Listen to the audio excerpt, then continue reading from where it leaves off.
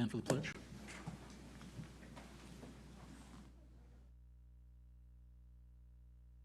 States of America, and to the republic for which it stands, one nation.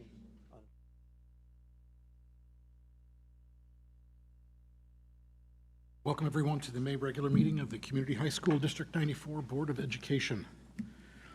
Mission statement, please. Community High School will ignite a passion for learning, foster leadership and responsibility, and empower all leaders to live their personal best. All learners to live their personal best. Thank you, Rich. Board agreements, please. Request for information. When an individual board member requests information, it will be provided to all board members. One gets, all get. Thank you, Lynn. Roll call, please. Mr. Brown? Here. Ms. Casey Mayer? Here. Mr. Nagel? Present. Mr. Ramos? Present. Ms. Munoz? Here via phone to the work conference. Ms. Chavez? Here. Ms. Murphy? Present. All right then, that brings us to Student of the Month.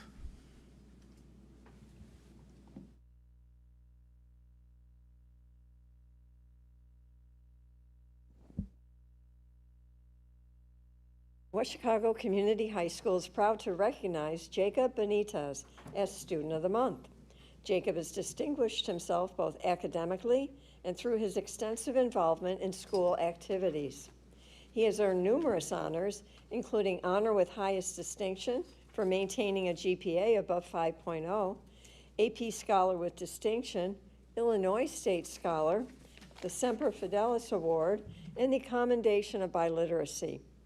A highly engaged member of the WeGo community, Jacob serves as drum major for the marching band and participates in jazz band, WeGo Global, math team, Scholastic Bowl, National Honor Society, Math Honor Society, and the Student Band Leadership Board. He has also been involved in the school musical. Director of Bands Marissa Januszewski describes Jacob as the rare kind of student whose character serves as a constant anchor for our entire music program. She praised his positive attitude, selfless leadership, and commitment to helping others succeed, noting that these qualities have been especially evident during his 2 years as drum major and as first chair trombone in both honors wind ensemble and jazz band. Outside of school, Jacob volunteers with the Northern Illinois Food Bank and Feed My Starving Children, helping support efforts to address food insecurity in local communities. Jacob will be attending Purdue University to study motorsports engineering, with plans to pursue a career designing and engineering race cars for organizations such as NASCAR and Formula One teams. When asked about what advice he would give future Wildcats, Jacob encouraged students to take chances and get involved. You don't know how much you'll enjoy doing something until you give it some time and effort, he said. Through his leadership, excellence, service to others, and willingness to embrace new opportunities, Jacob exemplifies the qualities of West Chicago Community High School's portrait of a graduate. District 94 congratulates Jacob on being named Student of the Month.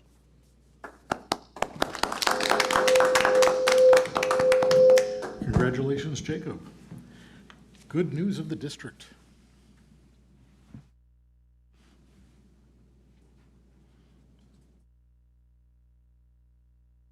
Building for a purpose. Construction students create mobile food pantries. West Chicago Community High School is proud to recognize students in the Construction 2 program for designing and building 3 mobile food pantries that will serve residents across the West Chicago community. The student-built pantries will be installed at the West Chicago Public Library, Educare West Chicago, and New Hope United Methodist Church. Throughout the project, students applied real-world construction skills, including reading blueprints, framing structures, building doors, and completing siding and roofing. The project partnership was coordinated by Career and Technical Education Division Head Nick Kemsky and led by construction teachers Kurt Johnson and James Kleffner, with additional support from geometry and construction teacher Heather Lindgren. Construction teacher Kurt Johnson shared that students took pride in knowing their work would directly support the community. I saw their craftsmanship develop, knowing that it was not just a personal project for short-term use, but for the community, Johnson said. The project reflects WeGo's commitment to hands-on learning experiences that connect classroom skills to meaningful community impact. Please join us in recognizing the students and staff members involved in this outstanding project. The following students helped design and build the mobile food pantries: Neri Banuelos Cabral, Fernando Buccio, Joshua Canizal, Eduardo Correa Maldonado, Marcus Favela, Angel Gallegos, Christopher Garcia Munoz, Christian Garcia Balbuena, Ethan Gomez, Andy Guerrero, Aaron Hernandez Granados, Diego Hernandez, Gustavo Hernandez, Kevin Holland, Alan Martinez, Andrew Mendoza, Sheik Presenad, Jacob Reed, Joshua Rios, Chris Solis, Anthony Vasquez, Thomas Weber, and Jackson Zeman. Congratulations to all of them.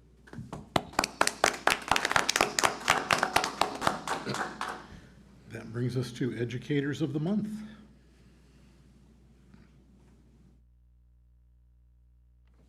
West Chicago Community High School is proud to recognize special education teacher Marissa Hollister as Educator of the Month. Marissa is known for her student-centered approach, thoughtful advocacy, and meaningful relationships with students and colleagues across the WeGo community. Director of Specialized Services Megan Payleitner praised Marissa for her unwavering commitment to students, sharing that her practice reflects a deep belief that all students can learn and all students are hers to teach and uplift. That impact is felt directly by students. Rylan Yeager shared that Ms. Hollister always made me feel welcome and accepted, and described her as a resilient and outgoing teacher and a great role model to all of those around her. When reflecting on her passion for teaching, Marissa shared, "What drives my passion for teaching is the relationships I build with my students and colleagues. Seeing students gain confidence, make progress, and feel supported reminds me why I chose this profession. Through meaningful opportunities for students through Tiendita WeGo, a space that provides students with access to clothing and basic necessities in a welcoming and supportive environment. Since opening in 2023, more than 200 students have utilized the resource." When reflecting on what drives her passion for her work, Erica shared, "Everyone has their own story, and that is what drives me in my work as a social worker." She added that the personal victories students experience, both inside and outside the classroom, are the moments that continue to inspire her every day. Through her compassion, advocacy, and dedication to students, Erica continues to make a lasting difference throughout the WeGo community. Please join us in congratulating Erica Bibian on this well-deserved recognition as Educator of the Month. Erica. And Staff Member of the Month. West Chicago Community High School is proud to recognize Human Resource Specialist Lynn Booth as Staff Member of the Month. Lynn is known for her kindness, professionalism, and unwavering commitment to supporting staff across the WeGo community. Business Office Supervisor Laura Petrone Behrens praised Lynn for the positive impact she makes through her work every day, sharing that she balances attention to detail with genuine care for people and consistently helps staff feel welcomed and supported.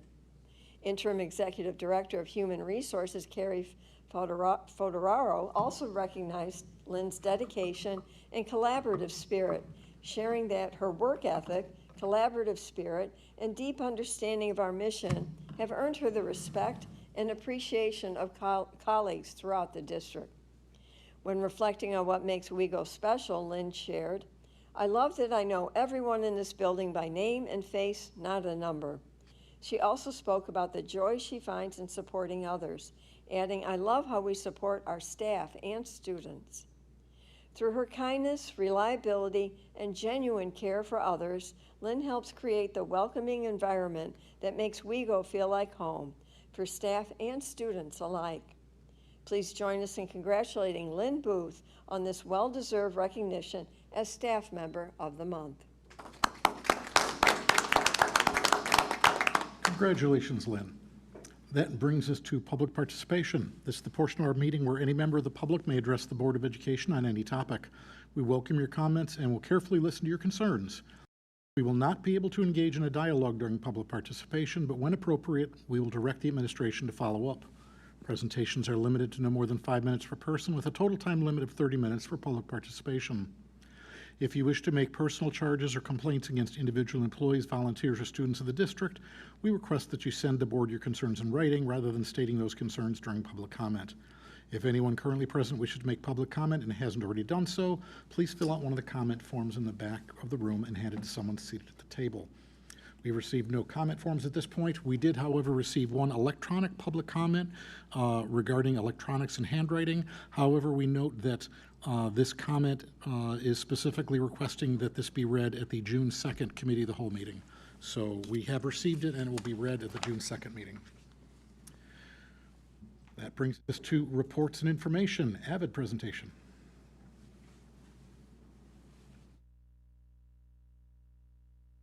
Hello, thank you all for having us here today.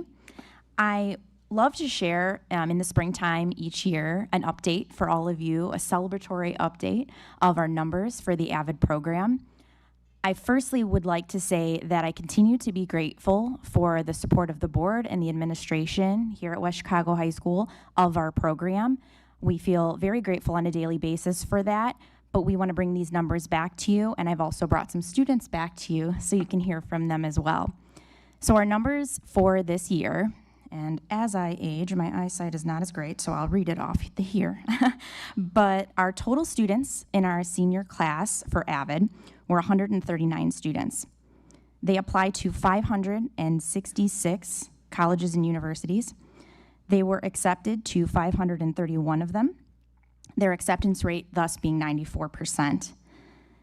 Every year I think is going to be the year that I come back and tell you we couldn't beat last year's numbers. And alas, that still has yet to happen. We've yet again beat our numbers, and our numbers for this year, over $26 million in scholarships awarded to those students, and those students accepted over $7 million of those dollars. That is also a number we're very proud. Our students are spreading their wings, they're branching out, they're accepting more of the scholarship money, and again, we continue to be forever grateful and celebratory for the wonderful human beings that are students in our classroom. I would like to also mention that my colleagues that I work with that I'm also grateful for, Jen Culbertson, who also teaches the senior level, and then we also have Michelle Walters and Emily Hernandez who work with us, and then Len Egan, who directs and supports our program. Again, super grateful for all of those people as well. I think numbers tell one story, but I think human beings tell another. So we have a tradition that we started last year where we ask our seniors to write an essay, and we don't have them give us their name on it. They have to submit it, and then we read through all of them, and we select the 3 best essays, which they then read at our AVID Senior Honors Night, which if you've never been, you're always welcome to attend, and I can send you guys the dates in the future. It's one of my favorite nights of the year. We celebrate them because, for many reasons, but because we're asking them in our program to do more and to be more. They're doing a lot more than some of their peers are doing. They're working hard, and so they deserve to be celebrated for that. So it's a joyous night. We love to celebrate it. And then they find out that they won. They read those essays, and then we give them a little gift and send them on their way. And the 3 ladies that I have here with me this evening are all, again, graduated seniors who came back to do this for me, so special shout out to them. But they would like to share with you their essays, and I would love for you to hear them if you're willing. So the first speaker that we will have will be Miss Bella Chandler.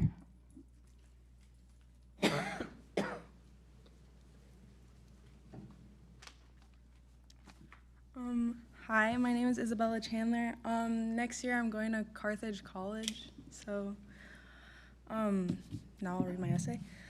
I could stand up here and list what an avid student is supposed to be: prepared, dedicated, punctual, but those are simply traits that we are taught to develop. In reality, avid is much more than just a checklist of expectations. It's a program that challenges us to grow into better, more capable people. Along the way, we are guided by some of the hardest working and most supportive teachers who push us to reach our full potential, even when we doubt ourselves. Through the years, Avid shaped us, helping us build confidence and determination until we became the best versions of ourselves heading into college. During my freshman year, I was nervous, scared, and lost. Joining Avid may have been the best decision of my life. Walking into Mr. Kost's room for the first time, I thought that I wouldn't have anyone to talk to, but that class introduced me to some of my best friends now. My first year in Avid felt more like the year where I got out of my comfort zone, talked to so many different people.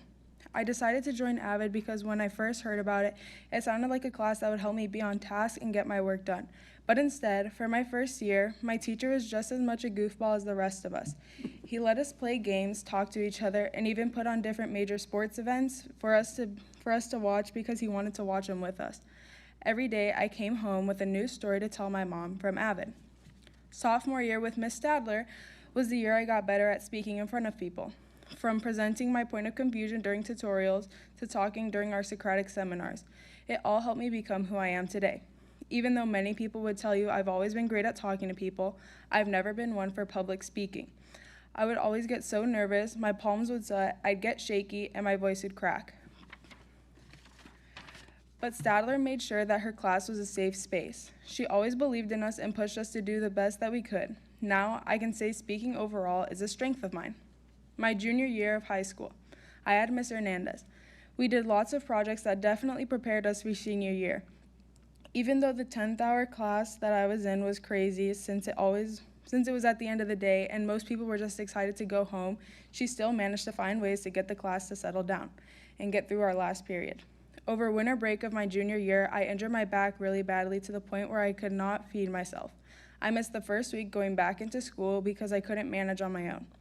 Coming back to school was so overwhelming, but Ms. Hernandez made sure I had the right tools to catch up on all my work and all my classes, and for that, I'm very thankful.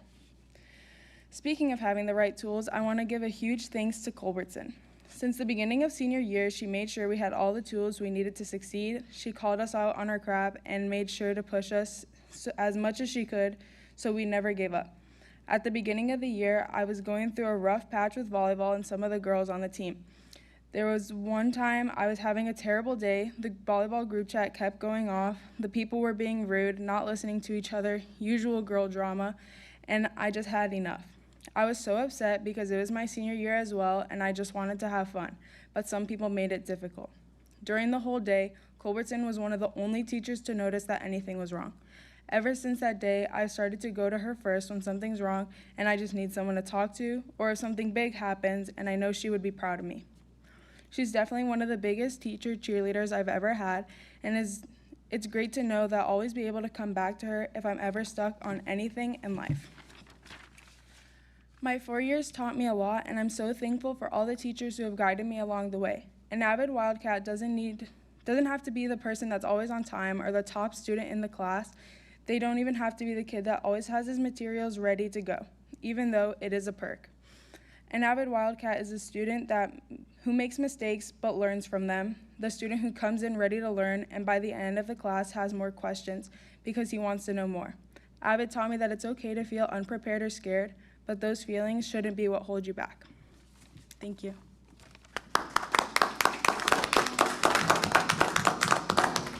Next, I have Jennifer Montoya.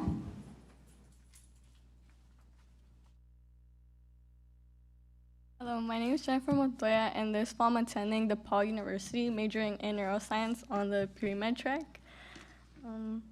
It has been about 5 years since I started Avid. At first, I did not know what Avid was at all, but over the years, I grew to love it, and it became a big part of my life. When I saw Avid on my schedule the first day of 8th grade, I did not know what to expect since I had never heard about it before that. I was introduced to tutorials, focus notes, and other things done in Avid, and I did not even know what they were or how they were done. I was honestly a little intimidated at first, but little did I know it will help me become a better student. From freshman year to now, Avid has helped shape me into the person I am today. I went from being a shy and not the best student to an outgoing person and very passionate about my future. I cannot remember much from my freshman year if I'm being honest, but what I can remember is Avid being a huge help for me in adjusting to high school. It helped me learn the importance of being a good student and how to achieve that. Also, how to get out of my comfort zone. Honestly, without Avid, I would not think I would have done what I did throughout my high school career. It helped guide me to work towards reaching my goals and my full potential. I remember being told that Avid is a family, but at first, I did not understand it. Over time, I did. I found that my classmates were always supportive of each other and willing to help out if ever needed. It was a place where I found comfort in knowing that I was not alone in some things, especially being a first-generation student. So Avid also helped me understand that Avid was truly a family because everyone enjoys it and talks to each other.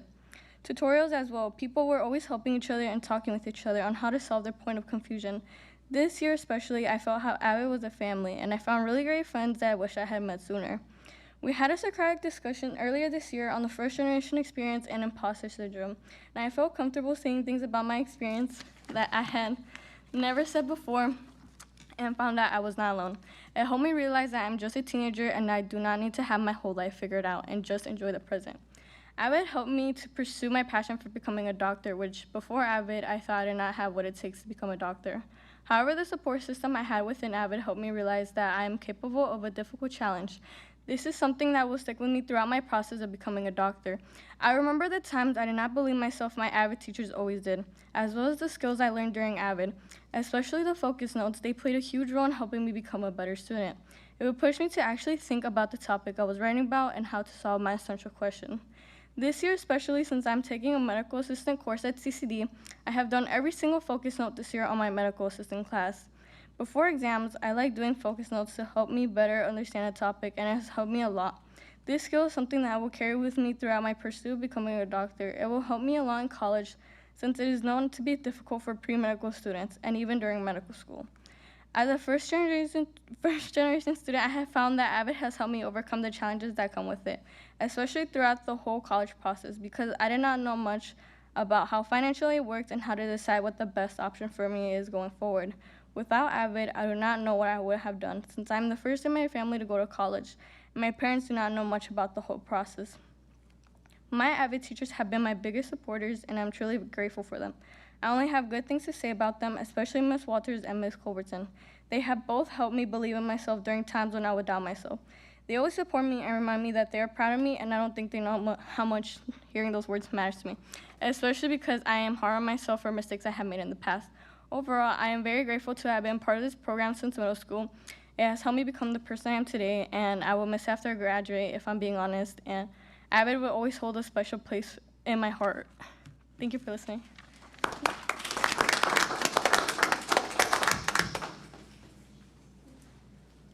And last but not least, we have Kaylee Rosales Miranda.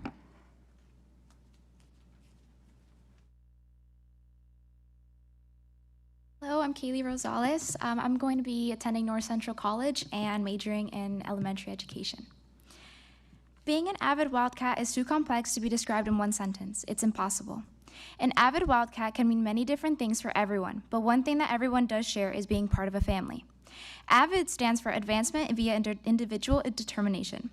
Although the letter I stands for an individual, it is made up of support from others and experiences that then help you become your own individual. I chose to be an AVID because I wanted to learn how to excel further academically and in my personal life. I was also influenced by my friends who have been an AVID for 2 or more years because I saw what kind of connection they had towards their teachers, the curriculum, and their peers. It made me want to be a part of that family too. I started AVID at the beginning of junior year, and the only thing I regret is not joining earlier. While in junior year, I struggled a lot with homework and as well as figuring out what I wanted to end up doing after high school.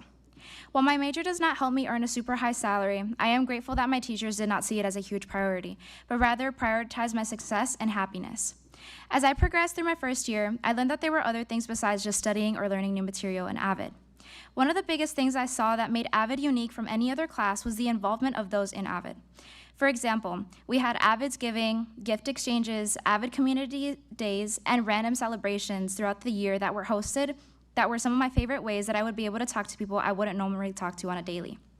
It felt nice being able to show those moments with my friends and peers while also being rewarded for our hard work. During my second year, the atmosphere was different. My peers and I valued our final moments of being in high school before going into college and having to learn new things all over again, while also figuring out how to manage our present lives. Avid has helped me a lot during the college process, and since I am first generation, my parents didn't really know how to help me go through it. I remember when we had a Socratic seminar and how it felt like to be first generation student. It was very hard for us to speak about a topic that made us feel so vulnerable, but I'm glad that we did because I ended up feeling very supported, seen, and heard. Avid has helped me navigate the college process and has made me feel prepared from our capstone projects to setting up the Common App to finally getting into college. My teachers has helped me overcome challenges like filling out my first resume, applying for scholarships, figuring out my financial aid letter, and smaller things like asking a simple question on an assignment. Although the studying strategies Avid offers aren't very fun to fill out, and everybody talks about how much of an annoyance they can be, those strategies have actually helped me learn for the better, such as TRFs or focus notes. These learning strategies have helped me become better at asking for help from my peers, helping myself remember important terms, and finding different strategies in learning a topic to better help my understanding. These strategies will definitely help me during college to find my own way of learning new materials and being able to meet new people and becoming as involved as possible, and as a result, having the best college experience. Avid has influenced me into becoming a person with great work ethic, strong conversation skills, and has helped me learn how to be a better team player. Avid's purpose is not solely to help you achieve your goals, but rather to show you how to get there yourself, be more independent, and still learn that it's okay to ask for help when you're stuck. Getting the opportunity to experience being an Avid Wildcat is one of the best things I've had the honor of receiving, and I am thankful I got to be part of such a loving community. Thank you.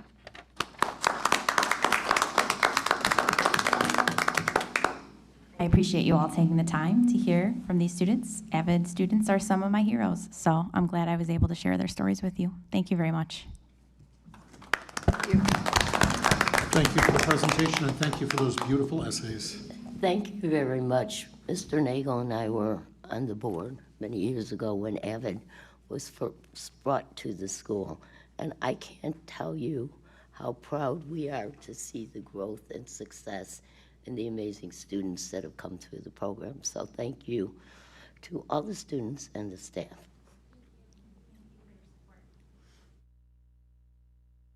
That brings us to Executive Director of Business Services report, Dan. Thank you. First, I'm going to start with the donations under $500. We did receive 2 donations under $500. One was drama for $91.65, and the other one is to boys track in the amount of $200. The board does not have to approve these because they're under $500, but they are attached to the agenda for your information.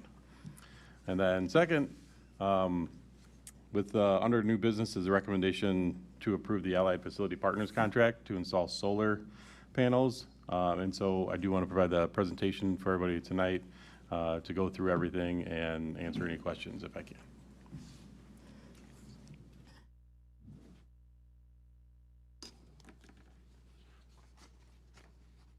Okay, so why now? This project allows the district to leverage outside incentive dollars to offset long-term operational costs. Electricity costs continue to rise. Solar provides an opportunity to stabilize a portion of the district's long-term utility expenses. Incentive programs such as ITC and Illinois Shines are at an all-time high, but some of those are expiring very soon. So overall, this project supports our sustainability, operational efficiency, and is also a responsible stewardship of taxpayer dollars. The system is projected to produce approximately 1 million kilowatts annually, which would offset approximately 15 to 20% of the district's annual electricity usage. Allied system is rated at 875 kilowatts, meaning that on a sunny day while the grid is operating, the system could offset approximately 720 kilowatts of the building's real-time electric load at peak solar production. However, this project is designed as a grid-tied solar system, not a battery-backed microgrid. And so if ComEd power is lost, the solar system is expected to automatically disconnect for utility worker safety and system protection. In that situation, the district's standby generator remains the backup power source. And then the solar panels would not normally contribute during that outage.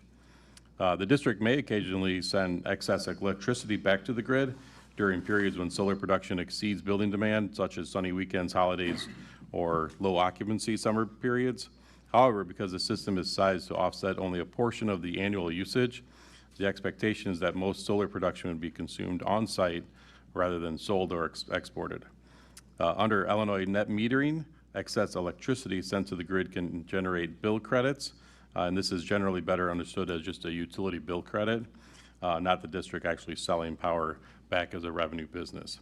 So again, we expect the system to offset about 15 to 20% of our overall usage. Here's the map of the project. The blue tiles there would be the solar panels that they would install. The final design may shift a little bit depending on engineering review, but this system was designed around roof geometry, some shading, structural considerations, and then maintenance access, just for our maintenance guys to be able to get up there and check out air handlers and look at any other equipment to ensure everything is accessible. This is a turnkey project managed by Allied. Allied will manage all subcontractors, bidding, construction, oversight, and commissioning. District staff would not be expected to manage any day-to-day construction coordination, which is one of the key aspects for choosing Allied. Allied would also help with doing those rebate submissions, so we can make sure that those are done timely and accurately. Administration believes Allied's public sector construction management experience adds significant value to a project of this complexity. Considering they have completed 3 recent solar projects and have extensive experience with coordinating school schedules, including the district's own schedules over the last couple of years, we are confident in the ability to complete the project and follow through on all warranties.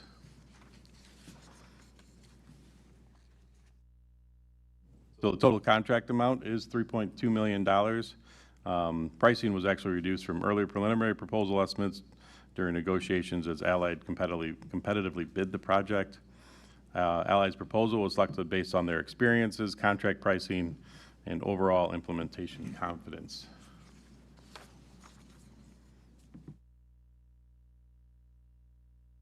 We do have 3 separate rebate programs that's totaling $2.6 million back to the district. We're going to dig in a little deeper here.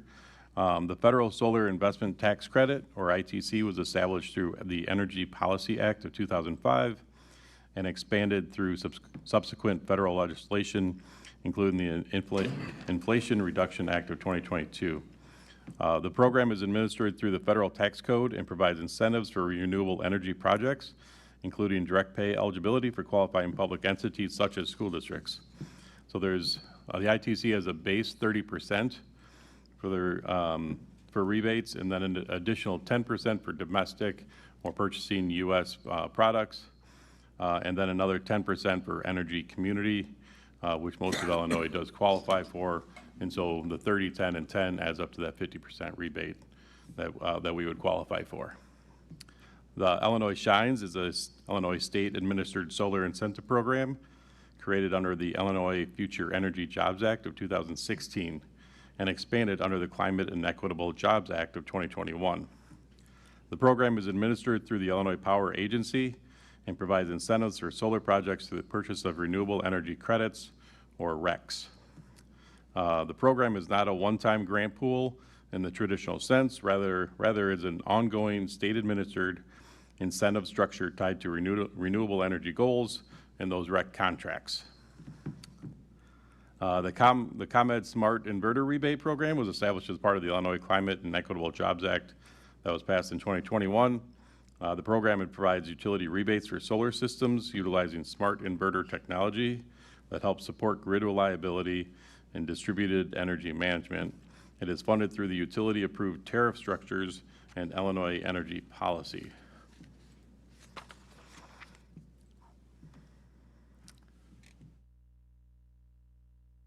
So as far as annual savings go, we expect to see annual savings around $95,000 in that first year.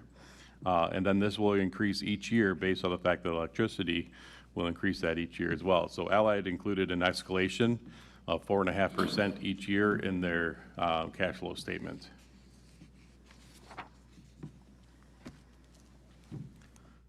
So with that, the break even comes back at approximately 7 years. And then after that 7 years, we continue to see those positive net savings every single year. And then the system is expected to last at least 25 and out to 30 years and continue on after that. The long-term financial impact, after the payback and up to 25 years, we have approximately $3 million net positive cash flow back to the district, or in savings. And that's a both operational and financial investment in the district's future. So just a quick summary here of the financials. Again, total project cost, $3.2 million. The estimated incentives are the 2.6, and that leaves an additional $600,000. Again, so with the estimated annual savings around that $95,000 to $100,000, we start to see that payback sometime around year 6 or 7. Again, that's a $3 million plus savings to the district over the long haul. This very large spreadsheet takes into account all of the assumptions that we just kind of talked about, provides the utility rate that we have and the estimated amount that we would offset each year, and then all the rebates, and calculates that into a cash flow, including the escalation of the 4.5% each year. But if you look at the bottom right-hand corner, you see the $3.2 million is that net positive cash back savings to the district.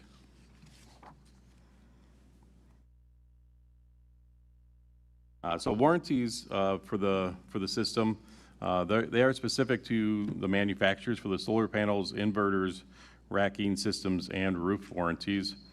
Considering the district's past experience with Allied and how responsive they have been to any and all issues that we found with the apartment building, we expect Allied to continue to be committed to the district, which is evident of the 5-year workmanship warranty that they offered. Again, all warranties, especially for the roofs, would be confirmed and checked before installation. I've already had conversations with Olson Roofing that we've done a lot of roofs with, and they for sure believe that the warranty is still intact with the thermal protection down, and then the way that we're going to install those, the warranties are completely intact. These are the solar panels that we expect to install, those Yukon N series. They are made in the U.S., again, part of that domestic content, so we can get the extra 10% back. The material has a 15-year warranty with the linear power output warranty at 30 years. So as I mentioned, the way we're going to install, we would install the solar panels onto the roof. This is the ballasted roof installation. There's minimal penetrations, meaning between that and the thermal layer under the system, the roof warranties stay intact. So with all the new equipment, cost of installation, we'll likely have a builder's risk policy that we'll have to get for the construction phase. And then afterwards, we'll obviously have to include this whole project underneath with our insurance broker to make sure the system is part of the building, just like any other new asset that we would have. It would go back into the building and be insured underneath the building policy. And I don't expect any major changes to our insurance based off of the installation. There's some things that we would have to consider of that if there is wind damage or if there's a hail damage, we would just be reported the same way we would any other damage to any other asset that we have.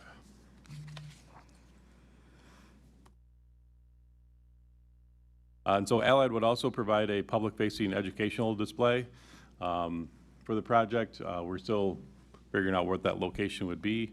But again, the system becomes both an operational asset to the district as well as an educational tool for our school.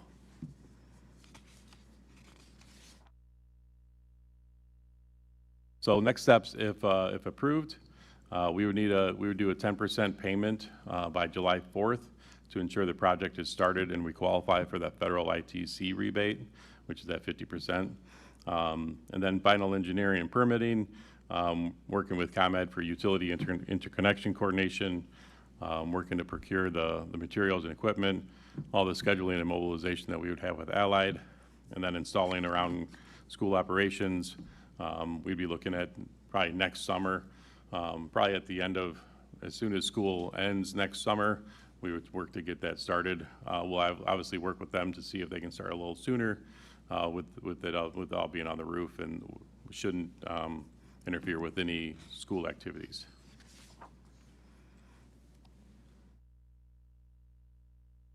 So as a recap, administration believes the project positions the district to realize long-term operational, financial, and educational benefits while taking advantage of currently available incentive opportunities. The solar project should not be viewed solely as a traditional investment. Rather it is a long-term operational infrastructure investment designed to reduce future utility expenditures, stabilize energy costs, and leverage significant federal and state incentive dollars currently available to all public entities. Any questions? Dan, what time or when did you say it would be completed again?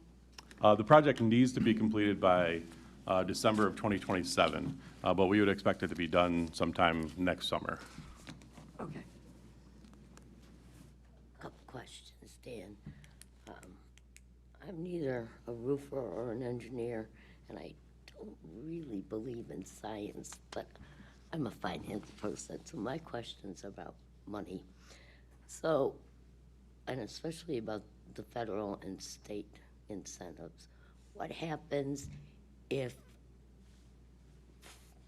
upon signing the contract but prior to starting the project, either one or both shuts down their programs or defunds it, or, as in the state of Illinois has been known to do, just steals the money for something else? Then what? Do we have an exit out of the contract, or do we have to go forward with that? Well, I mean, the contract is what it is. I mean, the fact that I don't see any of these programs going away, and if we already have it signed, then and we've submitted for those federal rebates, I would fully expect for us to get those. Again, if for some reason we haven't if we haven't started the program and then the rebates would happen to go away, then I think we could be I think we can be on the out for that. Or the contract changed, and so then we can be out. Significant concern. I'd feel better if we weren't in the financial situation we are politically right now. But you never know what's going to happen in the future. The other question I have is the incentives and financial benefits page. At the very bottom, under notes of consideration, said guaranteed savings structure included within the agreement. Can you elaborate a little bit on that? Like, who's guaranteeing it, and what are they guaranteeing other than savings? Is there a specific amount, or? The contract specifically states a specific number to be met throughout through a certain time period, and if that time period if it's not met, then the contract specifically says that Allied would pay the difference based off of a utility rate that they have noted in the contract. What happens if the sun doesn't shine for a year? Then we've got big problems. In Illinois, that's feasible. Okay, that's it. Any other questions? I have a question. Dan, I know that Kurt told me you had talked to some of the other districts that have gone through with this. Have you talked to districts that decided not to go through with it? I don't know any. So they have 100% of districts that they have tried to put this on a roof. Nobody has decided not to. I think there are some districts out there that have chosen not to because of the financial upfront cost. But the ones who have followed through have actually exceeded the expectations of the contract, specifically through Allied. So Allied's very conservative with their estimates. And I know some of the districts that Dan has spoken with, local here in the area, they've seen a greater rate of return on their investment over time. Are we going to go through the questions that you sent us today? Dan captured almost all of the All of them? questions. Then if anybody, I have another question off of this, but it's going to take me a second to find it. I have a follow-up. So the 3.2 million, that's like a base amount because there are has to pay for, right? To the have to pay for the inspections to the roof to make sure that for the solar panels to be. Allied covers that under their engineering Yeah. cost. So, They cover it. Yeah, so if for some reason, if Allied's engineers come out and say that the roof is suitable, and let's say something terrible happens and it's not, Allied's on the hook for the cost to repair. And then normally when I've seen projects come through, there's some language like, you know, we're going to do this project for X amount, not to exceed. Do we have something like that available for this? Part of the contract for the guaranteed energy savings is the guaranteed pricing as well. So 3.2, as Dan said earlier, it was 3.4, and through competitive bidding, it dropped down to 3.2. So the worst it can be is 3.2. So it's not to exceed 3.2 I think million? that's one way. Whatever the price is what it'll be, unless we, as an organization, decide we want to do something else. If we initiate something new that we ask Allied to do, obviously we're on the hook for it. But, yeah, I guess what I'm saying is it's not open to, I don't know, balloon the price because So what we're going to be projects like asked this. to approve is 3.2. Correct. Right, that's similar to the other Allied contracts that we've had that, for this year, the auditorium is at $1.5 million, and the contract, it's not gonna go over $1.5 million. Same thing with the apartment when we built that. Yeah, there's no change orders unless we initiate those change orders. And then there was a section, it's hard to read this contract, but it seemed like it was something, it was section 3.21 and attachment D, around like, if the first year reconciliation is accepted, the guarantee is deemed realized for the entire guaranteed term. Has someone from legal like looked over this contract and said, hey, this is great, no worries here? Dan Boyle has reviewed the contract. He did note that. Can you clarify that section for me? Or The contract, hold on a second. Not used to using the mic. The contract is structured to be a contract under Article 19B of the school code, which is why it gets the title of a guaranteed energy savings contract. The basic concept behind those agreements is that the constructor of the contract commits to the proposition that the costs of the project will not exceed, or wait, I'm stating that backwards. The operational savings and avoidance cost savings that the district would receive as a result of the contract being implemented and executed would be greater than the cost of the cost of installing the energy saving measures or energy conservation measures themselves. Okay. Attachment D is a bit confusing because it has a couple of passages in it that at some level have a tension between them. There's the part that you've already pointed out, that by agreeing to the first year, you've deemed savings to have been met in that first year. But the more specific provision that's provided in the contract, and I think it's in Appendix D as well, is the commitment by the vendor to pay a per kilowatt hour repayment back to the district in the event that the performance metrics that are anticipated from the grid are not met.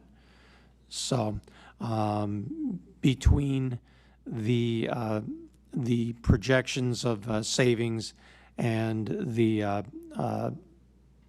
the contractual commitment to making a payback if the system as installed doesn't perform as needed, I think are sufficient to get you to a point where you have got a contract that will, well, I think it'll comply with Article 19B of the school code, but I think you've got language in there that has some teeth to it in terms of being able to get a return from the builder in the event that it doesn't perform as anticipated. I think the question was that it's sounding like if the first year does well, but then it drops off after that. So if the first year does well and then it were to drop off, we still protected by the contract? Well, I believe you are, because like I said, in a contract, like in a statute, as a general proposition, the more specific statement on a particular topic within the contract is to be given greater weight than a more general statement of that proposition. So the portion of attachment D that speaks in terms of a deemed acceptance of whatever savings there may be in section, or the first year, I'm sorry, has to be weighed or read in harmony with the specific promise of a per kilowatt hour payback.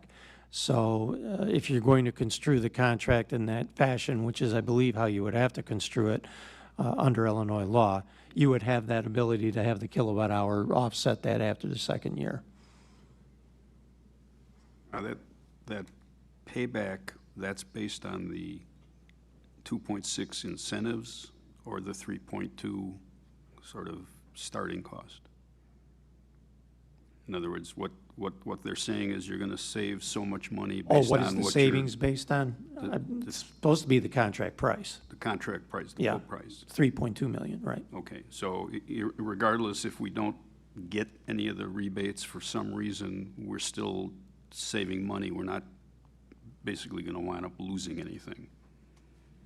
You shouldn't, because the projections and the estimates have all been based off of the contract price, as I read the contract, not as a net price after incentives or rebates. Right, so we should see, what did you say, 15 to 20% decrease in each bill each month, because. Yeah, at the worst case scenario, right, if the federal government says I'm not getting another dime to anybody in Illinois, and Illinois can't come up with any additional money, if all those what-ifs actually happen, the solar panels still give us at least $100,000 reduction in cost every single year. Well, unless the sun doesn't shine for a year. But so at a minimum, that will definitely do that. So I guess the alternative is if we took that 3.2 million and did something else with it, put it in CDs for 8 years or 7 years, are we going to come out ahead, or are the energy savings going to be a higher savings? In other words, what would we do with this money other than leave it in a fund balance anyway? Yeah, we would leave it in fund balance and invest it like we do everything else. But again, this is an operational cost to help try to reduce the utility costs that are continuing to rise every single year. Mm-hmm. And so it's tough to make that true comparison of if we did this and invested it this way compared to an operational reduction in true savings that we're going to see every year over year. So at this point, we really don't have anything earmarked for $3 million to do something else that we would put it to better use other than to potentially save on energy costs, which I think, I would agree that electricity costs is going to continue to go up. Our demands are probably going to continue to go up. So their estimates are really based on a right now kind of a set of numbers, and we could expect things to get worse in terms of costs, so the savings would start to look better on a year-to-year basis. Right, and then they've included that escalation in their cash flow statement that's part of their assumptions. At like 4.5% increase, Correct. Which if it's more than that, then our savings get better. And if we add requirements that are going to consume energy, then that's something they're not really able to estimate. But I think, with all the technology, we can assume that little by little, there's going to be more demand for electricity coming out of the wall. Right. And as far as we're in a unique and fortunate position that we do have the $3.2 million in fund balance that we can utilize. A lot of my counterparts and other schools are utilizing debt certificates to install the solar panels.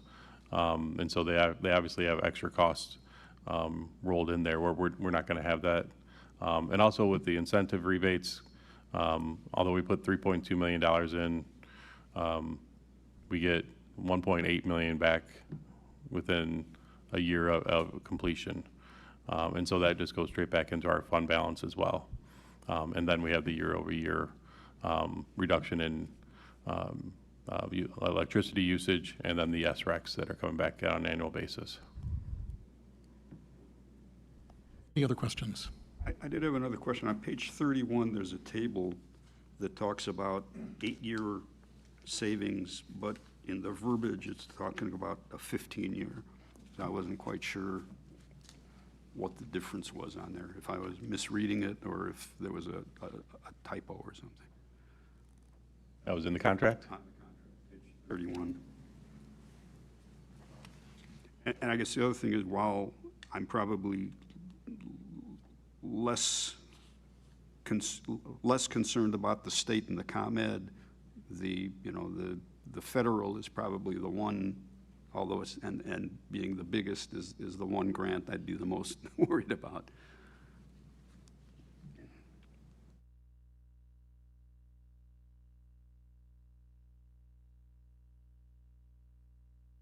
Is that page 31?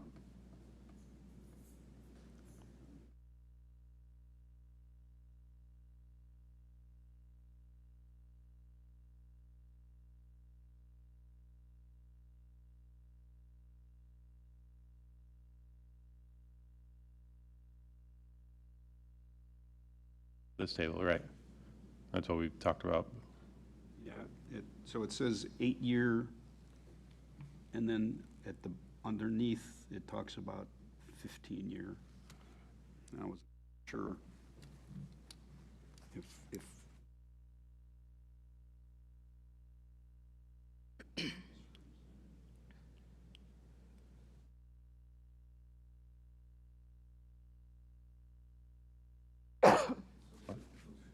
shorter table that goes up to 8-year, and then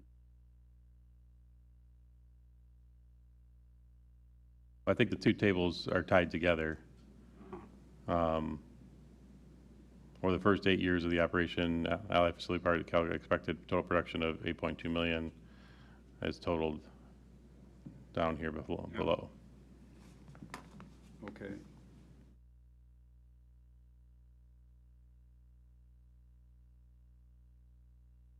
And so this was the guaranteed energy savings portion that we talked about, that the $8.2 million over those 8 years. But then reviewing over the 15-year period, and any shortfall would be that 0.091 kilowatts paid back to the district. Okay, so I guess what are the two tables? Two tables are the annual production that they're noting. So the table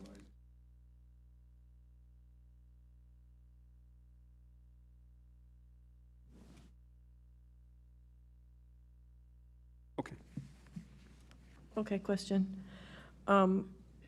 I've heard a lot of it should, and we expect, or it shouldn't, it could, and that makes me really nervous when we're talking about the federal government and what we expect them to give us back. Can you tell me why the rush is? I know we've talked about this, but we have to have this started before July 4th. Why we have to go so fast, and yet you're saying we really are expecting this to continue and go on. What is the rush right now? The incentives for this program, they expire July 4th. And are they going to be renewed after that? Well, that's uncertain. A lot of it is uncertain. All of it's Is it uncertain. the federal incentives that expire? Correct. So the time is now. Given the Yeah. current federal government, I would not be surprised if they do not immediately renew those. And then, Dan, were you able to find some kind of a figure that what's going to be added to our insurance premiums in case of a fire? I mean, to add $3 million onto our structure, how does that come back to how much we're paying in insurance premiums if something were to happen? Again, to it'll them? be added just as we add any other asset similar to the apartment building that we added asset of 1.5 million or, yeah, $1.3 million. And so it shouldn't have much of effect on that insurance policy. Which is what? What's not much? The premium. It shouldn't add much to the premium. Like $20 or $200,000? Yeah, given the timing of the question, we were unable to reach out to our insurance company to get exact numbers. So we can say that it's not going to be significantly more than the addition of the transition apartment, which is roughly half of the cost of what the solar. And how much was that? Question was coming. To be honest, as I'm trying to recall the premiums from last year, I don't know if there was an increase. Again, it just gets kind of rolled into our overall insurance policy, and I'm not sure where as far as the insurance premiums go and what their policy is of what that cutoff is that to increase the premiums each year, but I don't remember seeing much of any kind of an increase from the next year from adding the apartment. Are you comfortable that any insurance increase will not significantly affect the estimated payback of the system? Yes. Concise answer. I actually did have one more question. When we're calculating the kilowatts per hour, how is that happening? Is that with the inverter and the monitoring system that they put in place? There's a data dashboard that tells us what we're saving. Yeah, ComEd has that, their system tracks all of that all the time. Using the monitoring system that'll be installed by. It's being monitored right now. And so it's just going to continue to be monitored. So are you asking what the difference is between the two? We'll have a monitoring system showing how much we save, and then ComEd is continuously monitoring. Those are Those are two separate things. They're not connected somehow, or? Correct. So the one that we show is just for a front-facing view to show exactly to the public and to the students so they can use that, whether it's in the curriculum to show how much we're saving over time. Okay. When the backup generator kicks in, what percentage of our demand is that able to provide? I know Off the top of my head, it won't run the building, it'll run. Typically run your EM circuits and things of that nature. I don't know the capacity of the generator off the top of my head. I don't know the exact capacity. It's a decent amount of the building that continues to run. Again, our generators, I think our generators cover the majority of the building, not just the ability to continue to run Wi-Fi, but lights and things of that nature. Again, I've seen other schools that power goes out and they have to shut down and everybody has to leave, and that's not the case for us. Any other questions? Thank you, Dan. All right then, thank you, Dan. We had one more question. I do have one, sorry, one Okay. more question. Is it just because there was some question? Are we required to approve the full 3.2 million contract? Are like minimum steps we could take so that we don't lose the spent by July 4th while some things are figured out? Like, Well, we feel as though we presented all the information that we have, and we believe that it is a solid recommendation to save the district money in the long term. As far as the initial upfront payment, we're only required to give them 10% upfront by July 4th to get the project going. But any modification to that we would have to go back to the drawing board, renegotiate a new contract with Allied, which Yeah, we wouldn't potentially see the same savings. yeah, not to renegotiate more, to just give.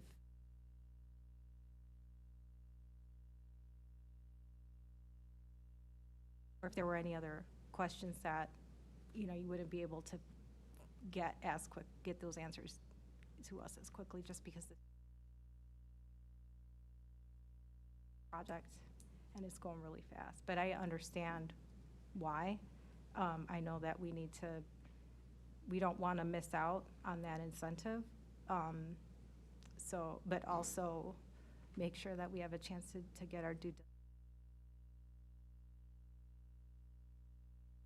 Well, this is going to be put up for, I mean, we have a recommendation later this evening. If the board decides they don't want to go through with this, that is the board's decision.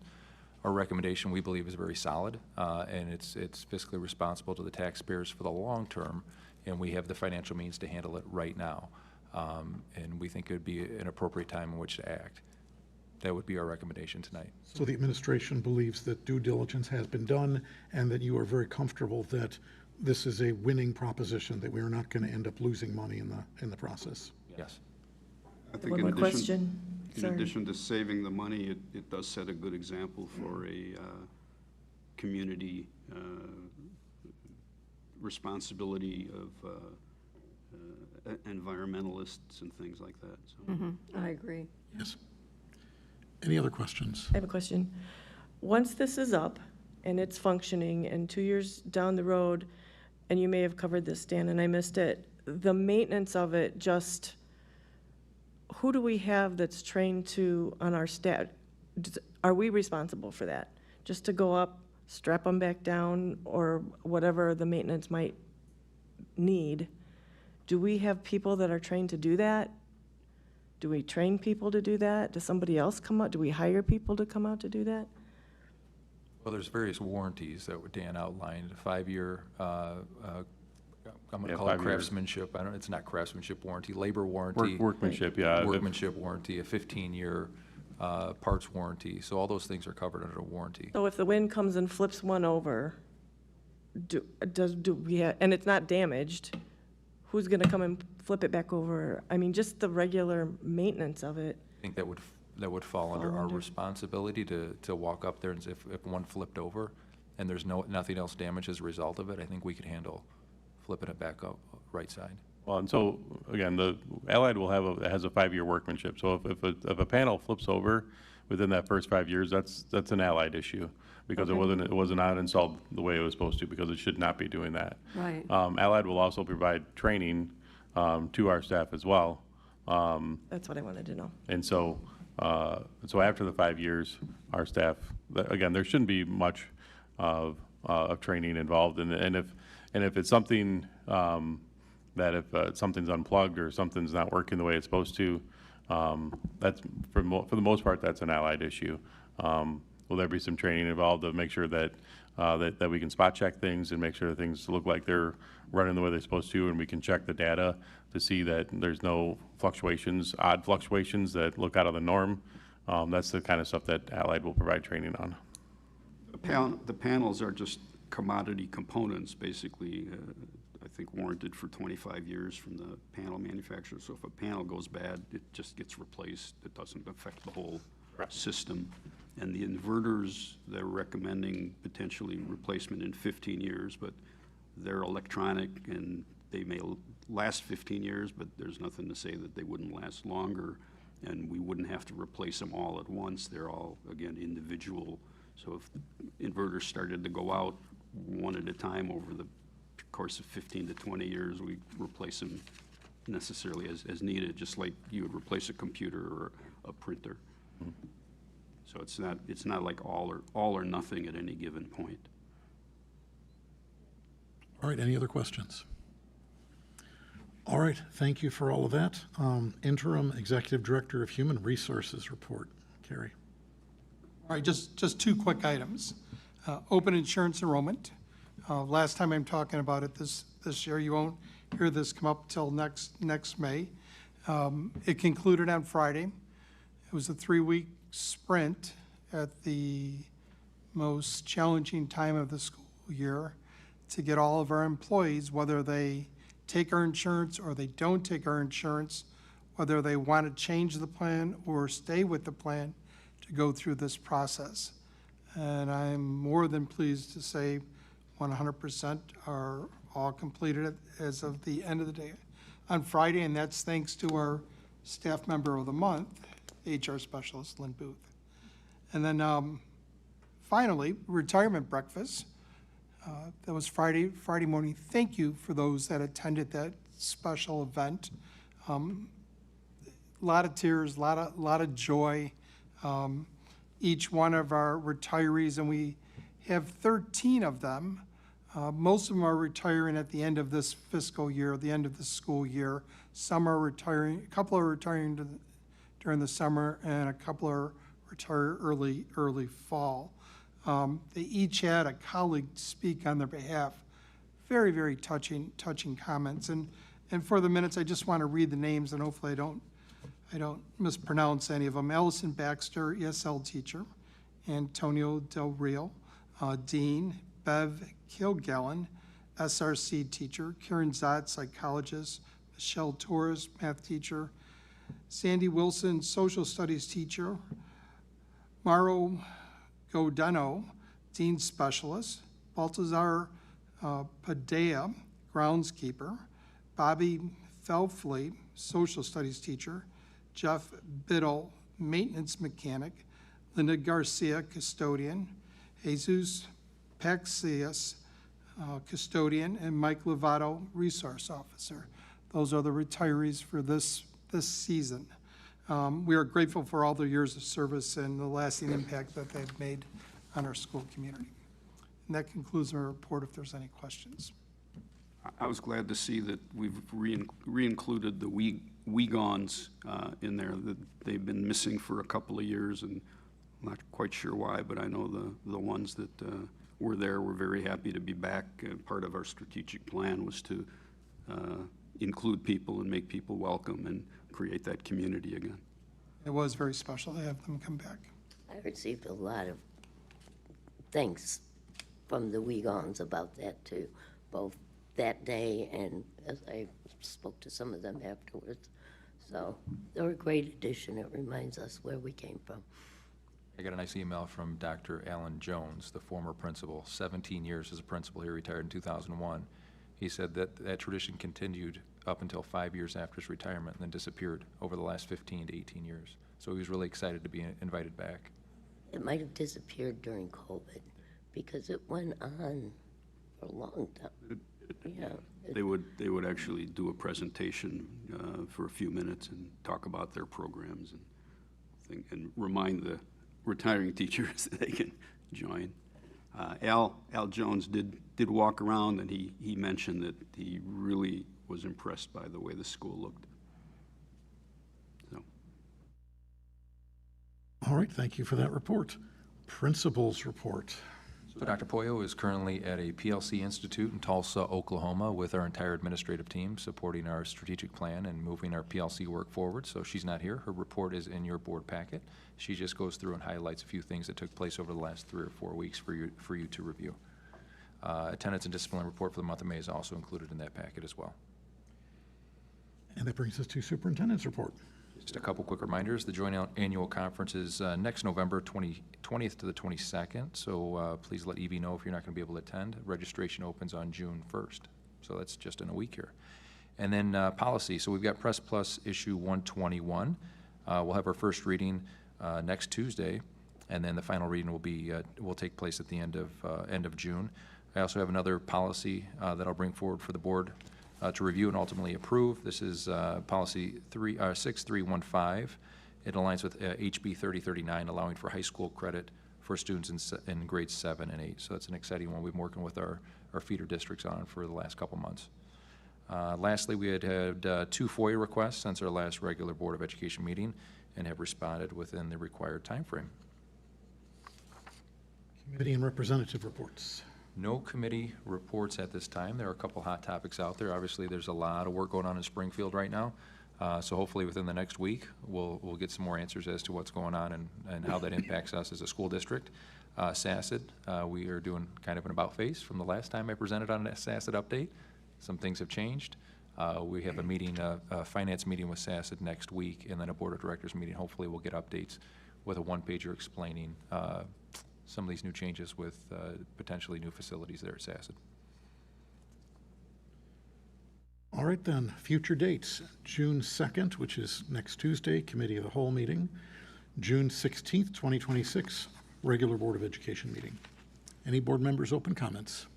Yes, as a matter of fact, I have a few comments I'd like to make, and I'll try and be brief since obviously I don't have much of a voice, but it's a pretty significant topic, and in Bob fashion, I actually have notes to go by. Shortly, we will be voting on an assurance of voluntary compliance that will finalize an investigation by the Attorney General's Office of Illinois that began July of 2022 and was initiated by an ex-employee. This complaint was the catalyst of a number of complicated situations that occurred as a result, and they occurred over the following 3 to 4 years since this started out. So it's been almost 4 years, and we have ended up with significant negative impact on the D94 district as a result of that. Unfortunately, receiving this assurance of voluntary compliance is not going to put to rest all of the negative impacts solely by us approving and signing this. And prior to signing this legal document put before us tonight, I would like to refresh the memories of those 5 of us sitting board members who were there when we went through this, and make sure that the 2 board members who were not part of that understand some of the circumstances that were included in this. I assume that all of us have been given full access to the original complaint and have read thoroughly the findings that we just received, but it is also important for at least me to understand the actions taken by the board and consequences of those actions. So I've itemized some of the higher points. May 16th of 2023, during a regular board meeting, it spiraled out of control and allowed a number of community members, ex-employees, board members from feeder districts, prior students, to stand up and make statements in open comment time, which is perfectly acceptable. But we all sat there and allowed those comments to become direct insults and accusations against specific employees without intervening, as is our board protocol. The failure to control that meeting and allowing these public attacks caused significant morale damage to members of our staff and our community as a whole. Shortly in the days following, a gathering happened in front of the school with people following up on similar complaints, and some of the board leadership participated in that, and we live streamed assuring people that action would be taken as a result of these complaints without any due diligence, background, or checking into finding out what actually occurred. It was just assumed that some people were guilty without having any chance for a trial. A special meeting was called on June 1st of 2023, where our district attorney was present to provide the board a clearer understanding of what the reports both from ISB and the Attorney General's office entailed and what the legalities surrounding those were. Early in the attorney's presentation, 2 board members indicated quite specifically that they were not interested in what the law said regarding these reports and wanted to begin taking some action as in consequence of what had occurred without any information of the legal implications or doing any kind of internal or external investigation as to what really occurred. We had, through the past year and a half as a board, received many reports from administration, staff members, different departments regarding some of the issues that had been addressed, but unfortunately, the board chose not to accept those despite documentation on face value, which led to actions taken that were significantly financial damages to this district. They left an impression not just on this community, but other communities who might have been interested in coming to this community, and did significant damage to the morale of many, many of our employees, which obviously floats down to an impact on the students. A closed session was then called on November 21st of 2023, where the then Title IX officer provided a verbal report supported by a PowerPoint presentation, which was a synopsis of a report she had completed following her extensive investigation regarding those claims made at the May 16th board meeting. Her report addressed the processes and procedures that the school followed to support our pregnant, postpartum, and parenting female students, and interviews with some of the complainants, along with dates when the students were actually enrolled at WeGo, many of which were 5 to 10 years prior to the date of that meeting. The board president and the interim superintendents identified the meeting as closed section because we were supposedly addressing specific students, which did not occur. There were no specific students' names addressed other than speakers and not by name that attended the May 16th board meeting, and one board member actually questioned during that closed session whether it was a legal closed session or not. Some of us still believe that that was not a legal closed session and was a direct violation of the Open Meetings Act.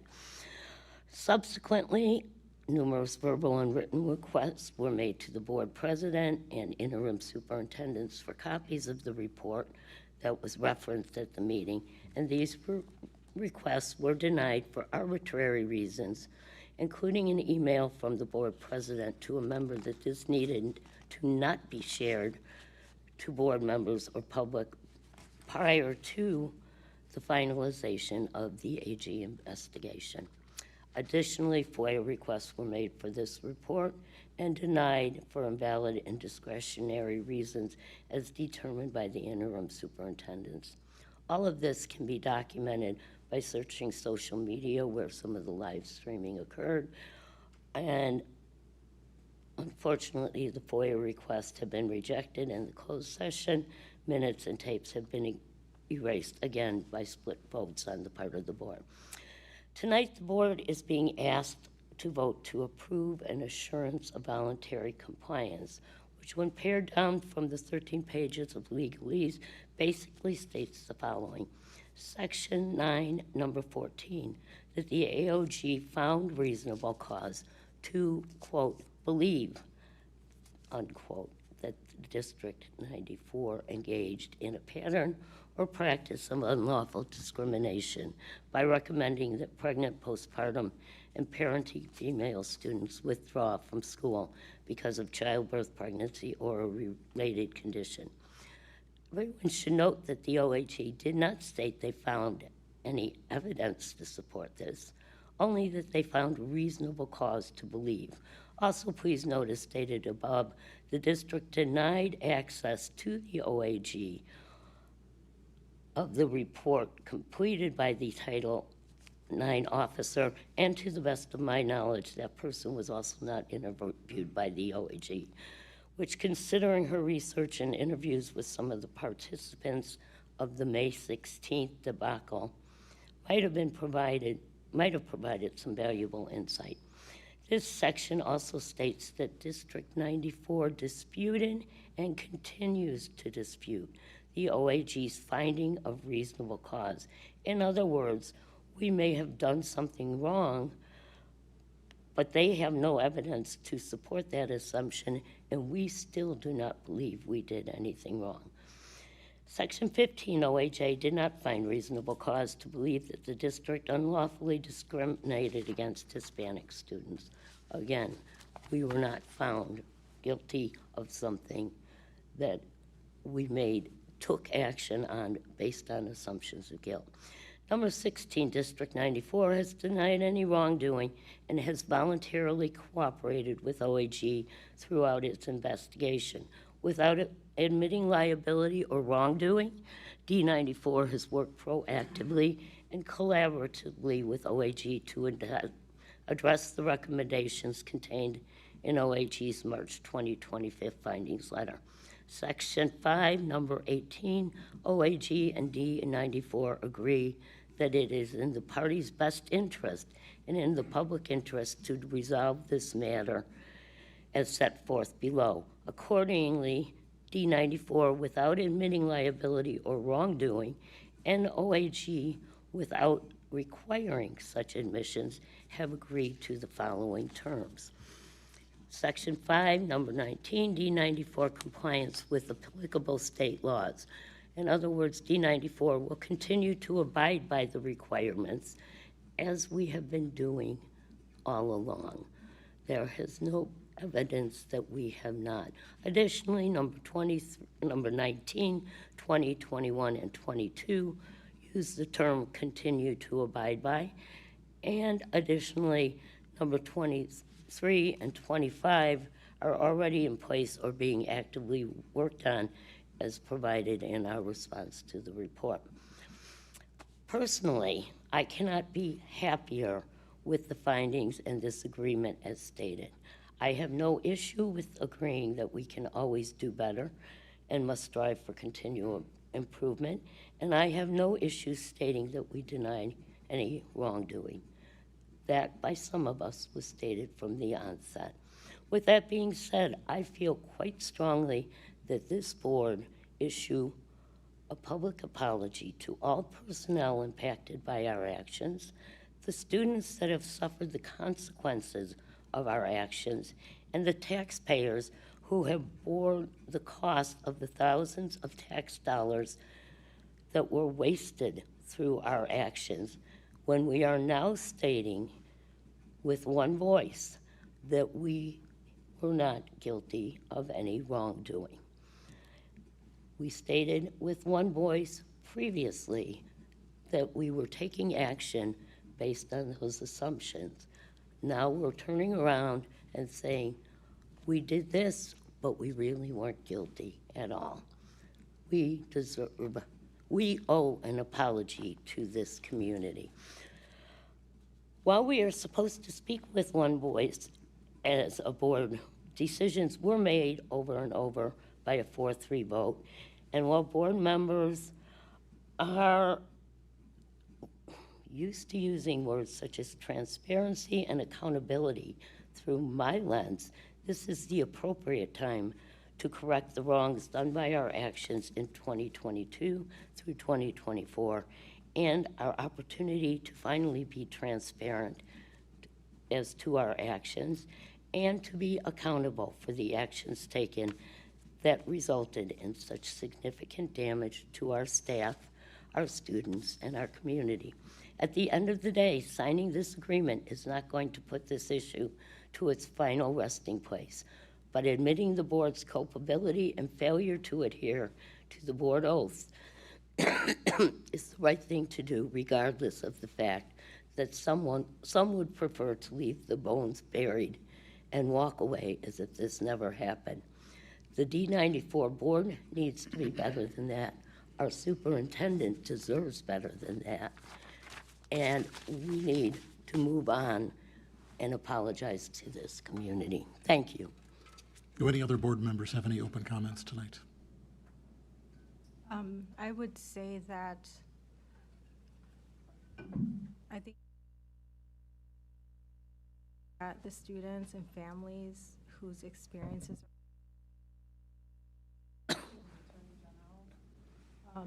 which describe concerns about students and families not experiencing the school as clear or accessible or supportive when they needed it most is an important that is the goal of the board, is to make sure that we are focused on student outcomes and making sure that they get the very best environment in which they can, do well. And so, in all these conversations, I think it's just important that we center the students and the families. Any other comments? I think this was an example of getting into the sky is falling and the boy that cried wolf scenario.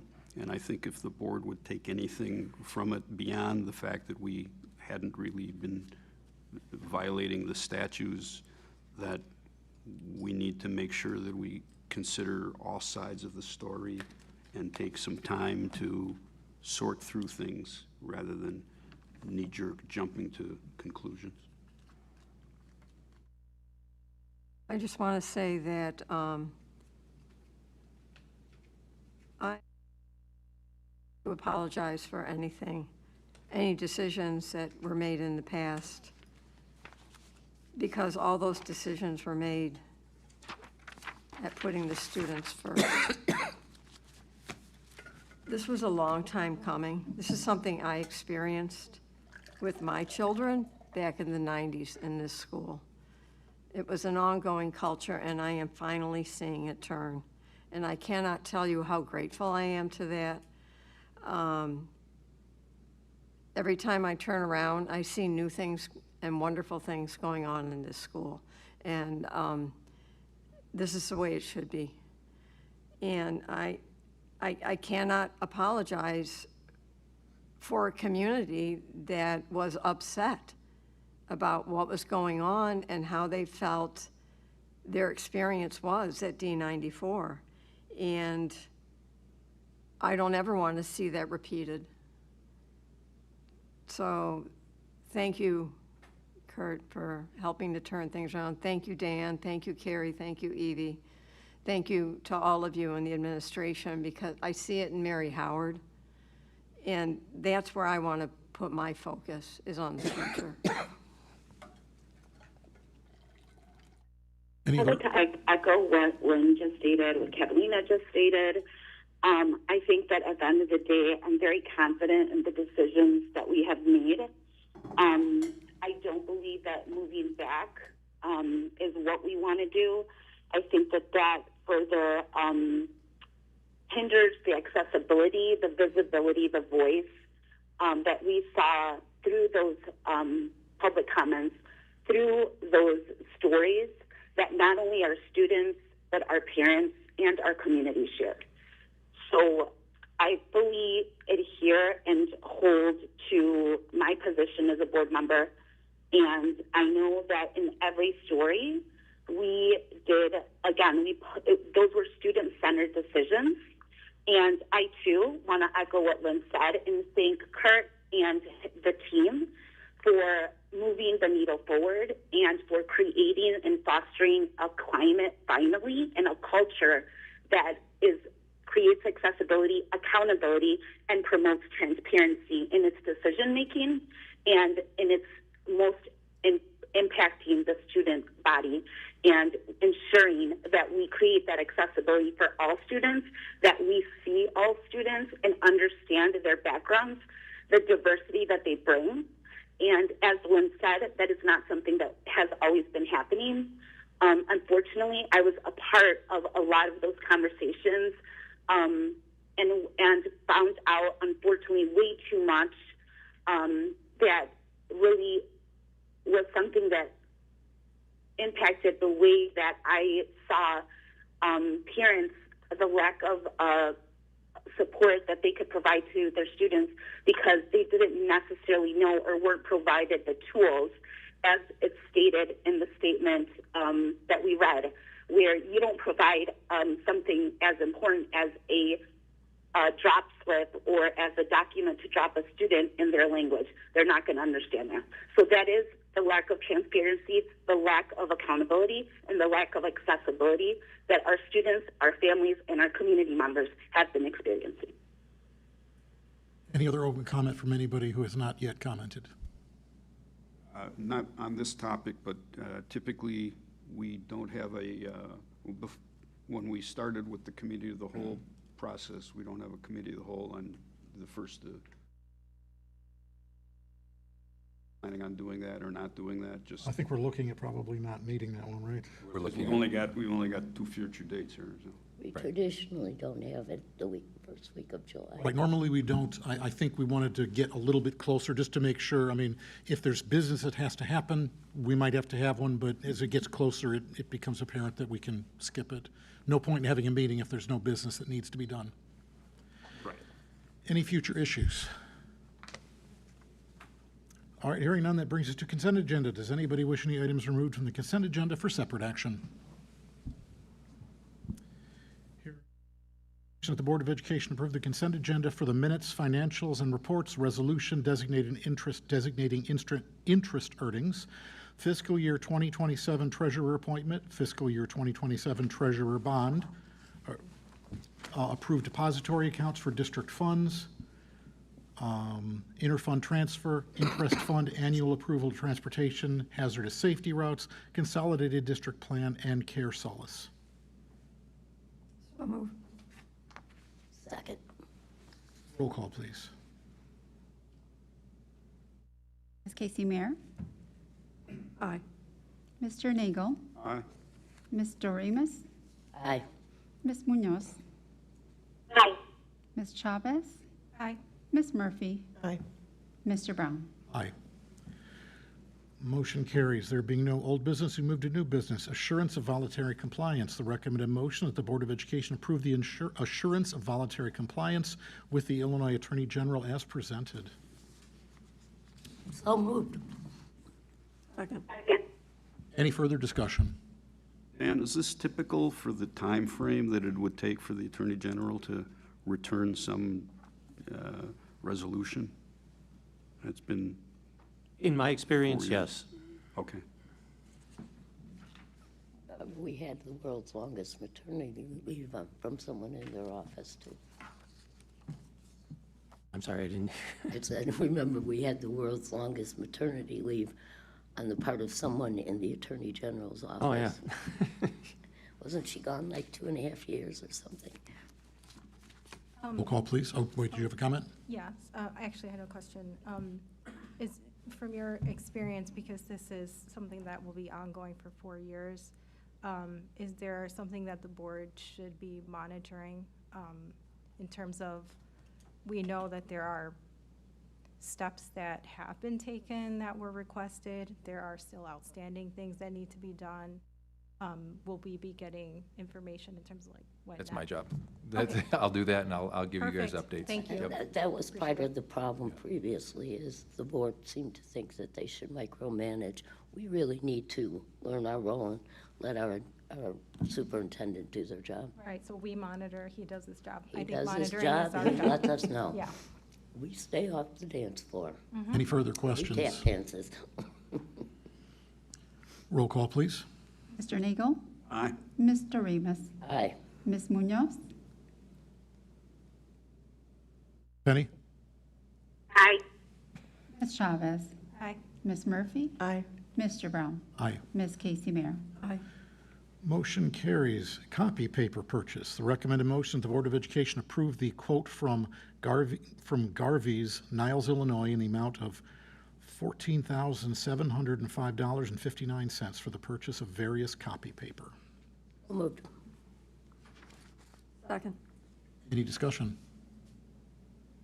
Roll call, please. Ms. Doremus, Aye. Ms. Munoz, Ms. Chavez, Ms. Murphy, Aye. Mr. Brown, Aye. Ms. Casey Mayer, Aye. Mr. Nagel. Aye. Motion carries. Copier and managed print service contract. The recommended motion that the Board of Education approve the proposal through Bespoke Cooperative for copier and print managed services from Canon USA, Inc., Chicago, Illinois, in the estimated total amount of $340,000 for a 5-year proposal. So moved.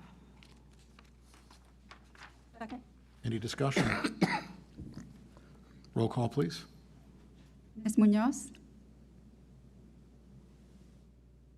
Penny? Aye. Ms. Chavez, Aye. Ms. Murphy? Aye. Mr. Brown? Aye. Ms. Casey Mayer? Mr. Nagel? Aye. Mr. Remus? Aye. Motion carries. 2026 Summer Food Service Contract. The recommended motion that the Board of Education approve the Summer Food Service Program contract with Quest Food Management Service LLC as presented. So moved. I can't talk. So moved. Any discussion? Roll call, please. Ms. Chavez? Aye. Ms. Murphy? Aye. Mr. Brown? Aye. Ms. Casey Mayer? Aye. Mr. Nagel? Aye. Mr. Remus? Aye. Ms. Munoz? Aye. Motion carries. 2027 to 2028 course proposals. The recommended motion, the Board of Education approve the 7 proposed courses for implementation beginning with the 2027 to 2028 school year as presented. So moved. Second. Any discussion? Roll call, please. Ms. Murphy? Aye. Mr. Brown? Aye. Ms. Casey Mayer? Aye. Mr. Nagel? Aye. Mr. Remus? Aye. Ms. Munoz? Aye. Ms. Chavez? Aye. Motion carries. Incubator Shadow Year Partnership. The recommended motion of the District 94 Board of Education approve adoption of the Incubator Partnership for the Shadow Year and the licensing agreement for the 2027 to 2028 school year. So moved. Second. Any discussion? Should we have the costs highlighted in there, or at least as presented in the packet? There's a couple of different expenses involved, and we want to make sure we capture those. There's a license agreement at $20,000 or something, and a Thanks for yearly. dropping in, Dan. Rich, I'm sorry, what, you said just to reflect the agreement itself? The agreement. Asking that the licensing amounts There's a be license included. agreement cost of, I think, $20,000, and then a yearly fee of $5,000 or something, as I recall. We don't have any dollars pointed in the motion. No, just the licensing agreement itself, which has the dollar amounts in the license agreement In the packet. in the packet. Right. So either, I think, typically, we would say as presented in the packet, or we would have the dollars highlighted in the motion. We would modify the motion to say as I amend the motion to include as included in the packet. Covers the, Any further discussion? Roll call, please. Mr. Brown? Aye. Ms. Casey Mayer? Aye. Mr. Nagel? aye. Mr. Remus? Aye. Ms. Munoz? Aye. Ms. Chavez? Ms. Murphy? Aye. Motion carries. Solar project. The recommended motion is the Board of Education approve the guaranteed energy savings contract from Allied Facility Partners for the development and installation of a rooftop solar photovoltaic system at a projected cost of $3,200,000, noting specific 20-year cost savings per presentation provided and attachment E in the provided contract. So moved. Any discussion? It's projected project cost, not projected cost. Project cost. Project cost, Project cost. rather than projected. Amend the motion to say project cost, sorry. Just to clarify. Any further discussion? Roll call, please. Ms. Casey Mayer? Aye. Mr. Nagel? Aye. Mr. Remus? Aye with trepidation. Ms. Munoz? Sorry, Dan. Ms. Chavez? Aye. Ms. Murphy? I'm still uncomfortable with parts of it, so I say no. Mr. Brown? Aye. Motion carries. Power School Data and Analytics. The recommended motion is that the Board of Education approve the 3-year contract with Power School Data and Analytics as presented. So moved. Second. Any discussion? Roll call, please. Mr. Nagel? Aye. Mr. Remus? Aye. Ms. Munoz? Ms. Chavez? Aye. Ms. Murphy? Aye. Mr. Brown? Aye. Ms. Casey Mayer? Aye. Motion carries. Board Governance Retreat. So we want to put it out before the board for discussion, and should there be a consensus, then we can put it into a motion. But does the board want to participate in a board governance retreat this year? Open for comments. No.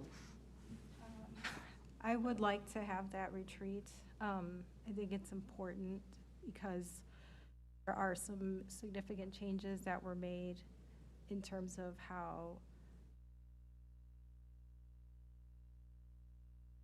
metrics for the school, and that will impact, I'm sure, the goals and kind of how they're read. And I think it'd be great to just have a presentation, just to tell us, hey, these are the changes, these are the things that you guys should be aware of or need to pay attention to, and it would be like a great.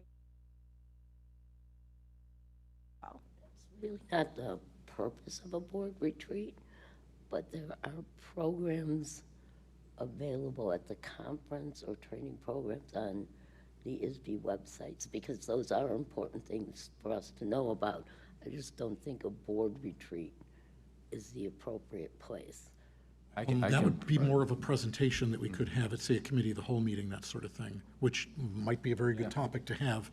Board retreats are typically more focused on how are we as a board functioning, how we do our business, are there issues that we need to address, that sort of thing. So it's more internal board housekeeping and growth sort of things.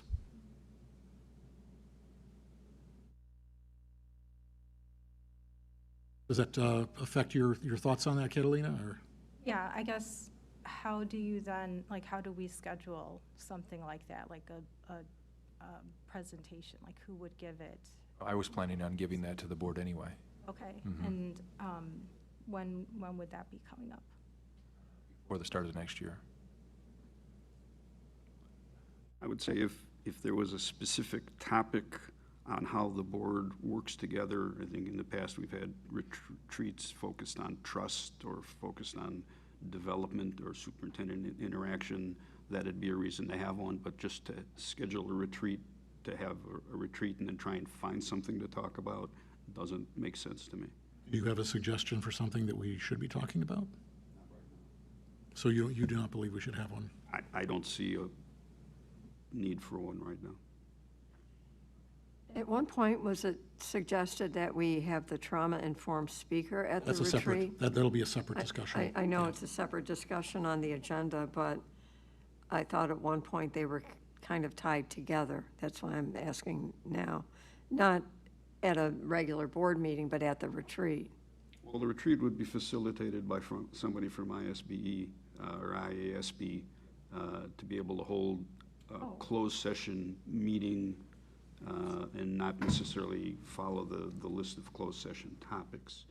You're looking at just a presentation on trauma, which we had a few years ago at a joint board meeting. So again, the purpose of a retreat is to be able to do things that you can't necessarily do in a board meeting or reasonably under closed session.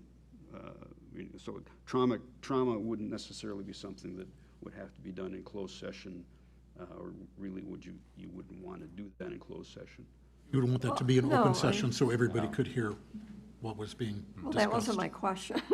My question was, at one point, was this not suggested as a topic for the retreat?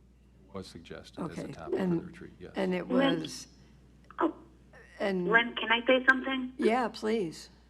So I think what Lynn is saying, for those of you that remember, we discussed when, I guess, the board governance retreat was taken or seemed to be not an option, I guess, at one point. I brought up the trauma-informed speaker to do instead. I will have to be forthcoming in saying that it just seems like for some of us, the board governance retreat has such a negative, connotation to it. I think that we could always work on building trust. We could always build on building relationships. I think that today is another example that we still have ways to come together as 7 board members and a voice of one. So I find the value in the board governance retreat for sure. But the reason why I thought we were bringing the trauma-informed speaker instead is because there were board members that didn't want to do the governance retreat. Okay, thank you. Thank you for clarifying that. Because regardless of where we have it, it's an excellent topic. So do we only choose from presentations that ISB offers? No, we can roll our own. If there's certain things that we want to do or discuss or work on in our retreat, we just tell our IASB representative, this is the stuff we want to work on, and that's what we work on. We don't have to take a prepackaged. Bob, Yes. can I ask a question? I guess my for being a newer board member, but being a part of the board retreat, I guess I think that we want to make sure that everybody's going to put in 100%, because I feel like in some of the board retreats that I've been a part of, we don't have board members fully cooperating or putting forth their best efforts. So I think, should we start there? Is that a place to start? Well, I guess what we need to decide as a board tonight is, does a majority of the board wish to schedule a board retreat? And then if so, what topic area do we want to move it towards? All right, then I'll say I'm happy to have a retreat. And do you have suggestion for a topic area that you think the board should focus on?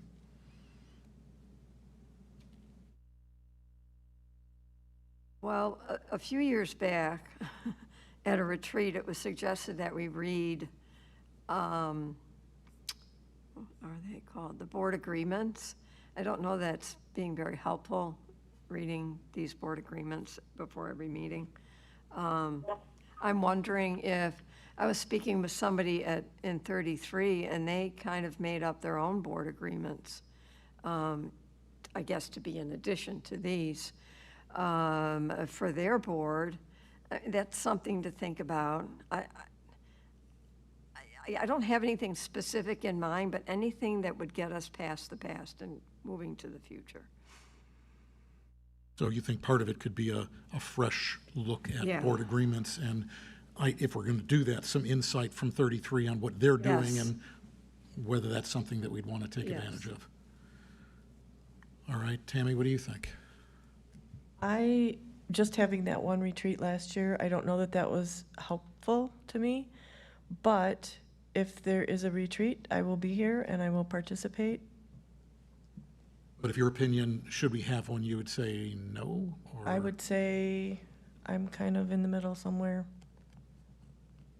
All right, and Catalina, now that we've had this, are you still thinking we should have a retreat, or where are you on this? Yeah, I'm happy to have the retreat and to talk about the board agreements, since that's an appropriate topic. That is definitely an appropriate topic. Penny, what do you think? Great. I think we should have a board retreat, and I think that's a great starting point that Lynn proposed. All right, then, and I would put myself down as agreeing as well, that I think that's a good topic to talk about, and it would be some benefit to do that. Now, you had nailed down a possible date? July 14th. Is that a date that people are available? We've gone back and forth. There were some dates in June that I put out, and then some folks couldn't do it. And then I went back to IASB. Those dates were no longer available. Then our Lana Bedard came in and said July 14th she's available.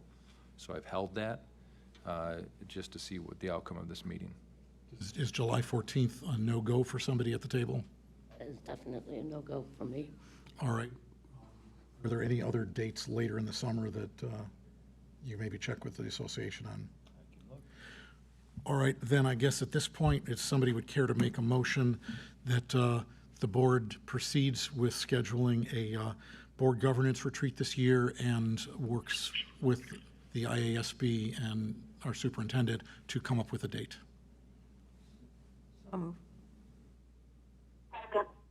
Any further discussion? Roll call, please. Mr. Remus? No. Ms. Munoz? Aye. Ms. Chavez? Aye. Ms. Murphy? Aye. Mr. Brown? Aye. Ms. Casey Mayer? Aye. Mr. Nagel? Aye. Motion carries. That brings us to trauma-informed speaker. So the other question is, do we wish to schedule a trauma-informed speaker to come to probably a committee of the whole meeting at some point in the future? Yes, I thought I'm sorry, didn't mean to interrupt you. I was just going to say yes. And I thought that presentation that we saw a couple of years ago, Rich, was good.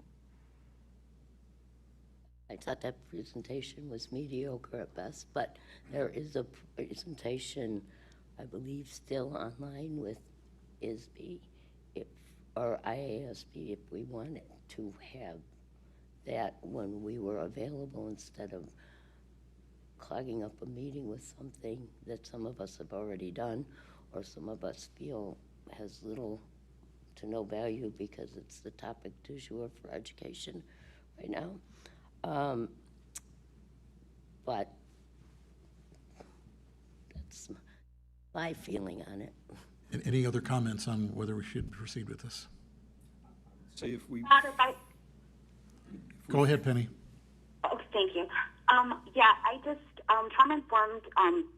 the trauma-informed presentation is very valuable because it really helps to break down how we serve students, how we approach and foster a welcoming and a sense of belonging for students.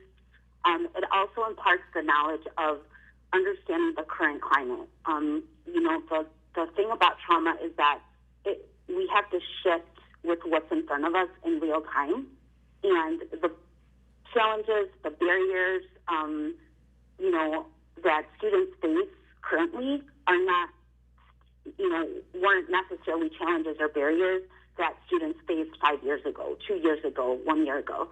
So this presentation is very valuable because it really hits every facet of knowing the student that you're serving in front of you, and understanding, again, their background and the trauma that they walk into and how that imparts on student accessibility to their learning and to all things academics.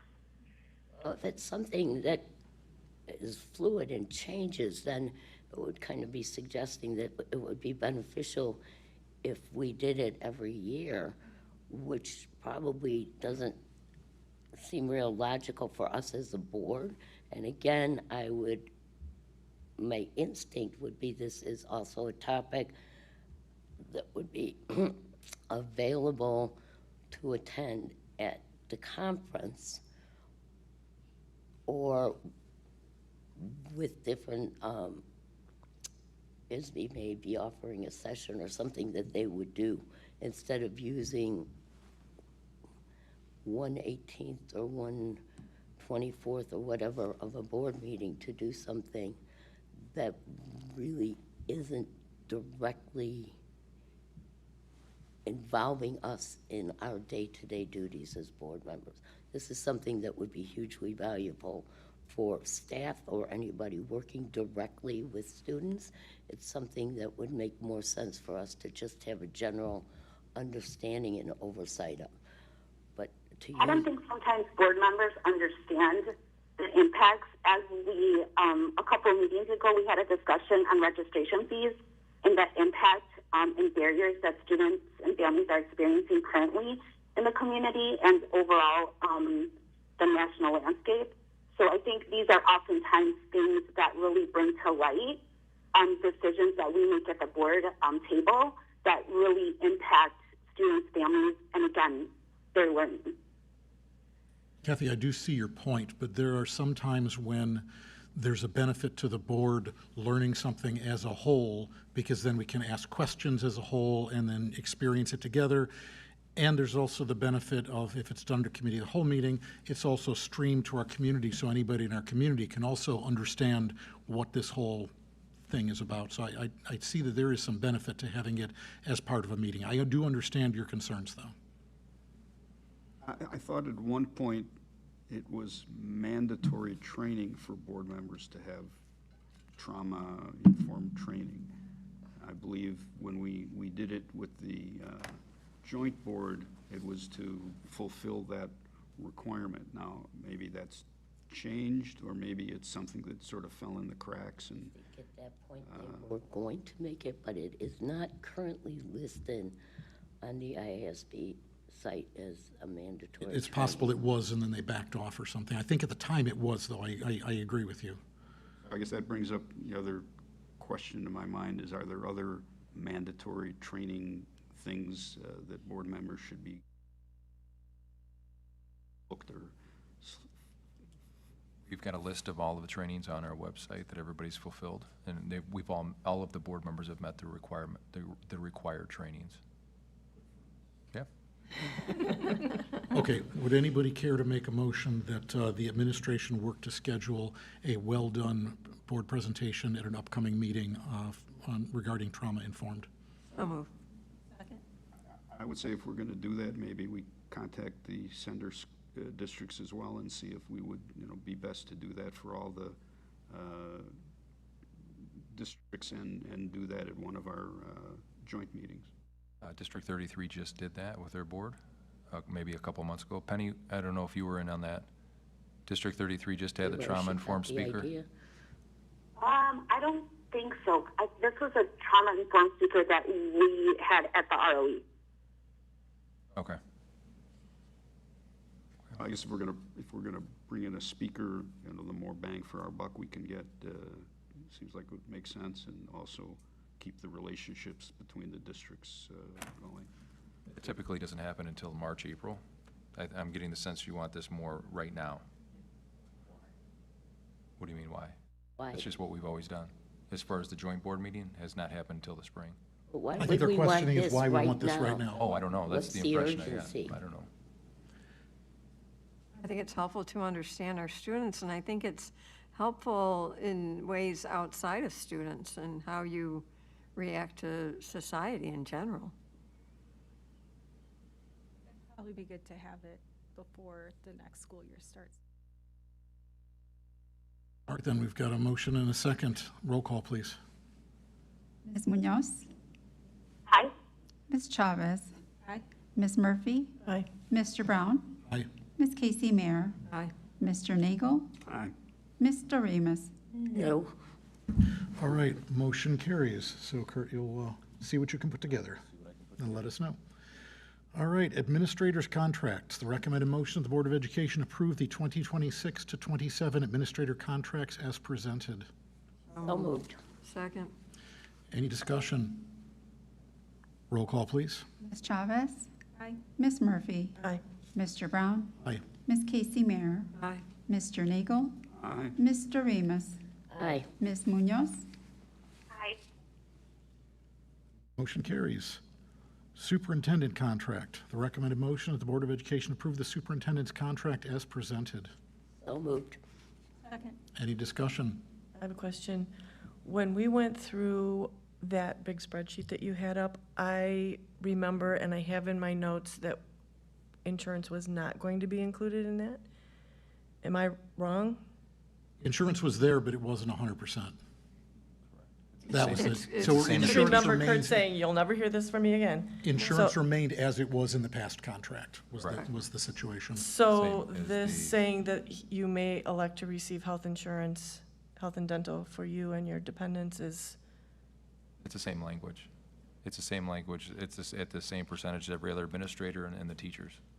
Yeah, it coordinates with the teacher's contract. The teacher's contract, so you will have insurance. As he does The now. district- As they do That's no now. change. Yeah. Contract to contract. yes. The difference is not 100% is paid by us. Okay. Any other questions or comments? Roll call, please. Ms. Murphy? Aye. Mr. Brown? Aye. Ms. Casey Mayer? Aye. Mr. Nagel? Aye. Ms. Doremus? Aye. Ms. Munoz? Aye. Ms. Chavez? Motion carries. Personnel report. The recommended motion, the Board of Education approve the personnel report as presented. So moved. Second. Any discussion? Roll call, please. Mr. Brown? Aye. Ms. Casey Mayer? Aye. Mr. Nagel? Aye. Ms. Doremus? Aye. Ms. Munoz? Aye. Ms. Chavez? Aye. Ms. Murphy? Aye. Motion carries. That completes our business for open session. We will be going into closed session. We will not be taking any action coming out of closed session. The recommended motion, the Board of Education go into closed session at 9:05 p.m. for purposes of the appointment, employment, compensation, discipline, performance, or dismissal of specific employees, and the purchase or lease of real property for the use of the public body. Second. Roll call, please. Sorry, who's second? Thank you. Ms. Casey Mayer? Aye. Mr. Nagel? Aye. Mr. Remus? Aye. Ms. Munoz? Aye. Ms. Chavez? Aye. Ms. Murphy? Aye. Mr. Brown? Aye. All right, we're going to closed session. Let's take 5.